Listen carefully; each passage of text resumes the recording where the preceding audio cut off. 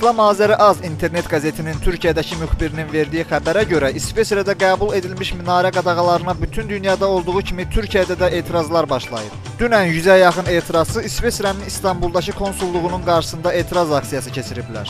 Aksiya bir neçə təşkilat tərəfindən təşkil edilib.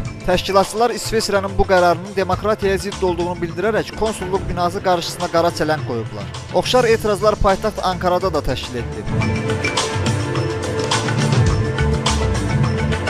Həcc ziyarətindən qayıdan İranlı zəvvarların avtobusu Suriya ərazisində partladılıb. Nəticədə 3 nəfər həlak olub. Onlardan ikisi Suriya vətəndaşı, digəri isə İranlıdır. Partlayışın baş vermə səbəbləri haqqında müxtəlif versiyalar irəli sürülüb. İranlı hacıların avtobusunun raket atəşinə məruz qalması da önə çəkilir. Lakin Suriyanın Daxili İşlər Nazirliyinin yaydığı məlumata görə baş verənlər bədbəxt hadisə kimi qiymətləndirilir və onların arxasında hansısa terror əməlinin dayanması istisna edilir. Somalinin paytaxtı Moqadişoda törədilən terror aktı nəticəsində 22 nəfər həlak olub. Onların sırasında tələbələr, həkimlər, jurnalistlər və ölkənin 4 naziri var.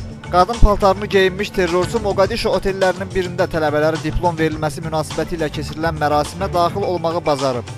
Yüzlərlə insanın toplaşdığı zalda səhnəyə yaxınlaşan cinayətkar partlayıcı qurğunu işə salıb. Hakim dairələr terror aktına görə Əş-Şəbab qruplaşmasını ittiham ediblər. Lakin qruplaşmanın yaydığı bəyanatda Əş-Şəbabın baş verən faciəyə aidiyyəti olmadığı bildirilir.